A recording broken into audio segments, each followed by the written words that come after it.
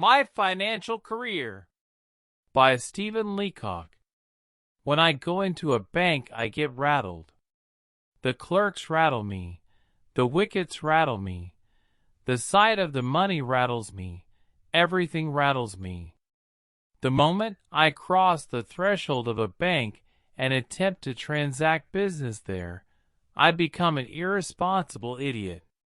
I knew this beforehand, but my salary had been raised to $50 a month, and I felt that the bank was the only place for it. So I shambled in and looked timidly round at the clerks. I had an idea that a person about to open an account must needs consult the manager. I went up to a wicket marked "Accountant." The accountant was a tall, cool devil. The very sight of him rattled me. My voice was sepulchral. "Can I see the manager?"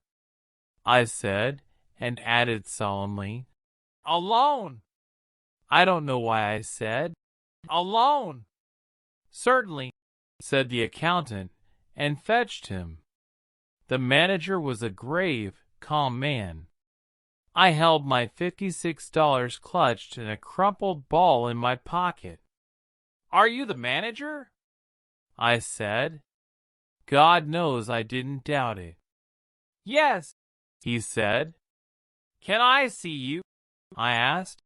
"Alone?" I didn't want to say "alone" again, but without it the thing seemed self-evident. The manager looked at me in some alarm. He felt that I had an awful secret to reveal. "Come in here," he said, and led the way to a private room. He turned the key in the lock. "We are safe from interruption here," he said. "Sit down." We both sat down and looked at each other. I found no voice to speak. "You are one of Pinkerton's men, I presume," he said. He had gathered from my mysterious manner that I was a detective. I knew what he was thinking, and it made me worse. "No, not from Pinkerton's," I said, seeming to imply that I came from a rival agency. "To tell the truth," I went on, as if I had been prompted to lie about it, "I am not a detective at all. I have come to open an account. I intend to keep all my money in this bank." The manager looked relieved but still serious. He concluded now that I was a son of Baron Rothschild or a young Gould. "A large account, I suppose," he said. "Fairly large," I whispered. "I propose to deposit $56 now and $50 a month regularly." The manager got up and opened the door. He called to the accountant. "Mr. Montgomery," he said unkindly loud, "this gentleman is opening an account. He will deposit $56. Good morning." I rose.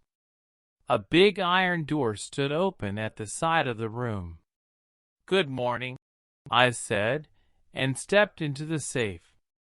"Come out," said the manager coldly, and showed me the other way.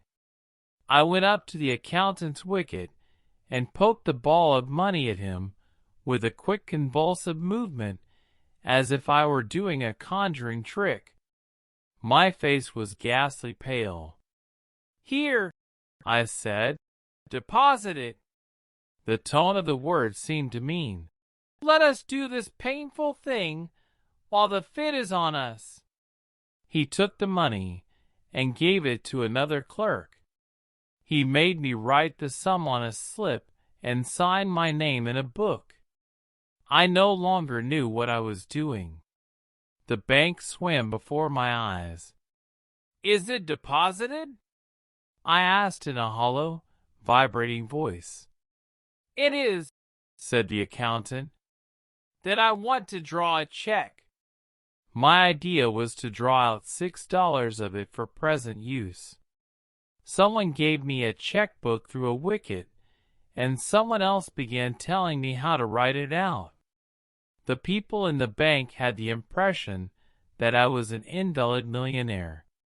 I wrote something on the check and thrust it in at the clerk. He looked at it. "What? Are you drawing it all out again?" he asked in surprise. Then I realized that I had written 56 instead of 6.